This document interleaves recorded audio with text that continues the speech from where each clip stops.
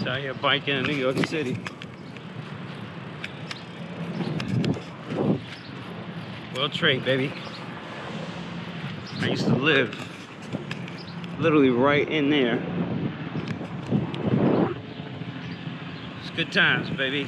Good times. Bring some of the ego back, though. Definitely bring some of the ego back. The memories. One thing I'm enjoying like crazy, though, in this city is the fucking food, man.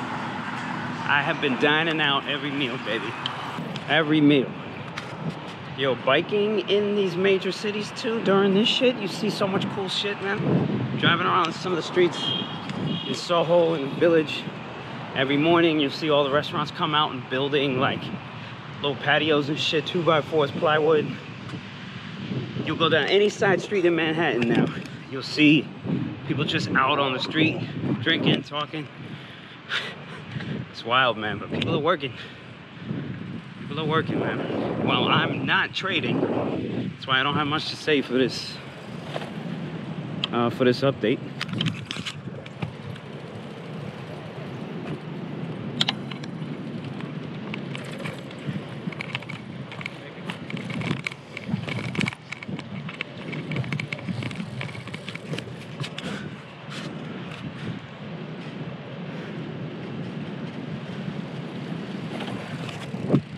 Yeah, I don't have much to say. I didn't want to trade. Sometimes I don't want to trade. Most of the time now, I don't want to trade. When I get back to Puerto Rico, I'll get back to work. And hopefully, by then, I can pull a damn short off. I can pull a damn short off for longer than 1 day or 2 days. And I know, I'm getting ready for all the comments. Oh. Why are you short, man? Don't fight the Fed, man. Fuck the Fed. And fuck all your comments. Because we ain't listening to them.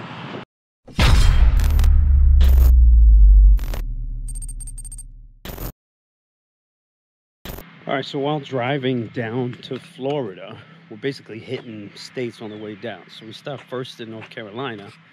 So we're basically doing like 6 hours, 7 hours. And I ended up in Georgia now. A little bit outside of Atlanta, probably an hour outside of Atlanta.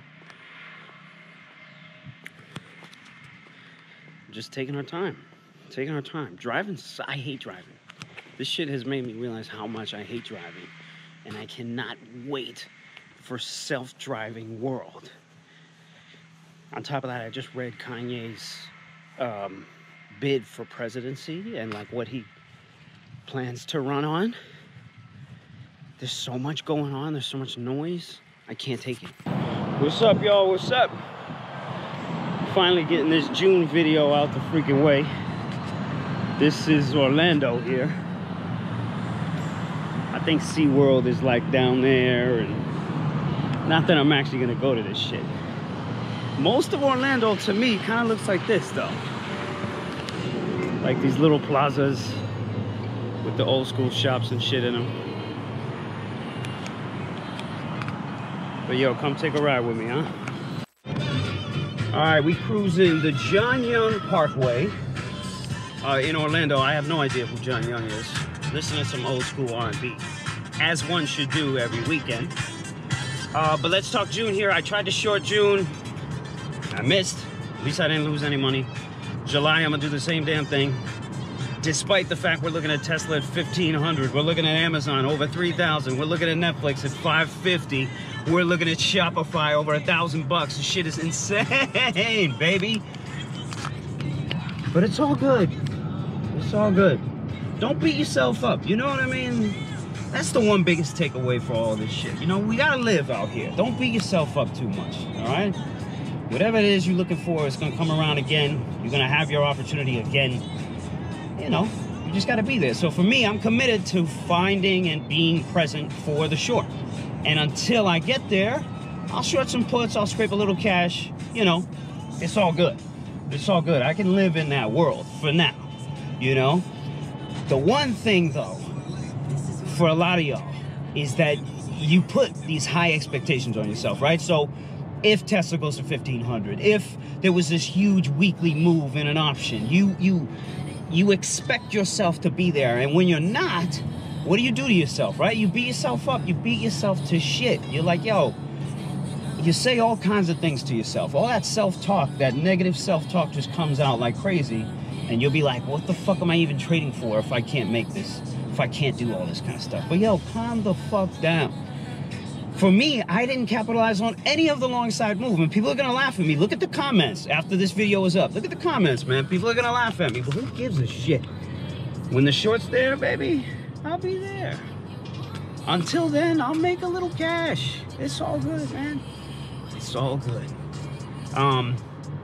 It has been difficult for me to focus, you know, recently with all the move, you know, to Orlando here, you know. So it has been difficult for me to focus, especially from a noise perspective, right? When you go on Twitter, when you go on Instagram, when you go on, you know, whatever media, whatever social media, when you go on any news channel whatsoever, it's very difficult to block out the noise and stay focused on anything right now. And not all of it is noise, of course. Some of it is necessary. There's necessary voices that are shouting right now, and we need to be giving them attention. You know, it's like everything is slowly being exposed, just like in your life, how you slowly need to expose all these things so you can fix them. That's what's happening in the world right now, right? All of these people or entities that are taking advantage of somebody else, they're getting exposed, you know, and it's good. It's necessary. It is necessary for everybody to move on and for this world to move forward and all that. So some of the noise is necessary, you know. For me though, when there's too much noise, I gotta check the fuck out. I gotta check the fuck out. So for me, when I get back to Puerto Rico, that's when it's on and popping. So end of the month, I'll be back to Puerto Rico, back working. And I'll tell you right now, I cannot wait to short Tesla. I cannot wait to short all of this shit. Now, is it gonna take some time? Absolutely. Whether it takes to August, September, October, I don't give a shit. I'll be there, baby. All right, numbers portion of the video. This is where we show the daily fluctuations of my P&L for that particular month and show how we got to that number at the end of the month. So with no further ado here, let's take a look at the June monthly statement. First thing to note is the large withdrawal I took at the beginning of the month. So I took out about $500,000, decided to pay myself because I had a great month last month. And I said, okay, you know what? Let me cash out a little bit.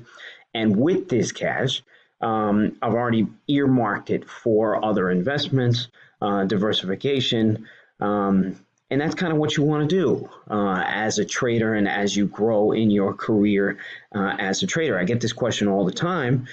Traders asking themselves, when should I pay myself? Well, it's really going to depend on you. It's really going to depend on your goals, really going to depend on where you're trying to go, and really going to depend on where you are in your trading career. You know, for the folks who are aggressively trading every single day, it's going to be difficult for you to take out cash because there's going to be an emotional attachment to how much you want to trade with on a daily basis. Okay. It depends on how much discipline you have as well. Some people are very disciplined where they make a little bit of cash, they take it out. They make a lot of cash, they take it out. They lose a little bit, they wait until they're able to make it back before they're doing any distributions. Me in particular, I've gotten pretty accustomed to trading account at around $1 million, 1.2. You know, so I like to keep it around there. As well, I have other businesses that help me maintain my daily lifestyle where this trading account, I can allow it to breathe a little bit. I can give it some room. So that's also a big key factor in the way I make my decisions as far as when to pay myself.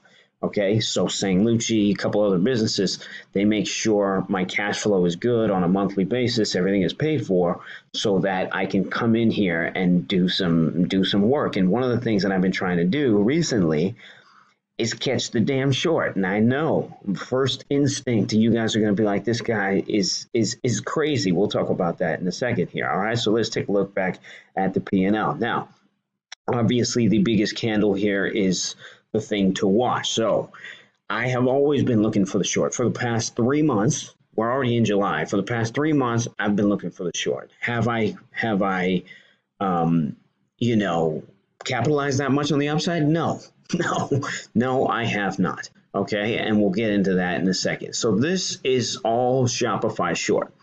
Okay, so beginning of June, Shopify started to tank towards like $700. Again, I decided to go for it again, and I think I got a push back to the lows. I got pretty heavy on it. I think it was short a lot of things as well. So I had one day to cover. And to me, I'm like, no, this is the one, this is the one. I'm going for even more. Next day, Shopify announces a deal with Walmart. And, they're going to be the back end basically for all Walmart stores. Now, remember, the market was tanking at this time too, or at least it was just kind of weak. Tech stocks were still obviously strong. And boom, one day I had it, the next day, boom, I gave it up. And, this was kind of more of a realization. I think when Shop hit 780, the following day, that's when I threw the trade out and just gave up on it. And then by the end of the month, I was able to scrape together a little cash, 100,000, which is fine. So that was basically my month. It was attacking a short position when I saw it. And unfortunately, I couldn't cover in time. And that's what happened. Now, we're talking about July already. We're into July already, where Tesla is now trading 1,500. Amazon is over 3,000. Shopify is over $1,000. So in hindsight, I should have been long. I should have been fucking long. Okay?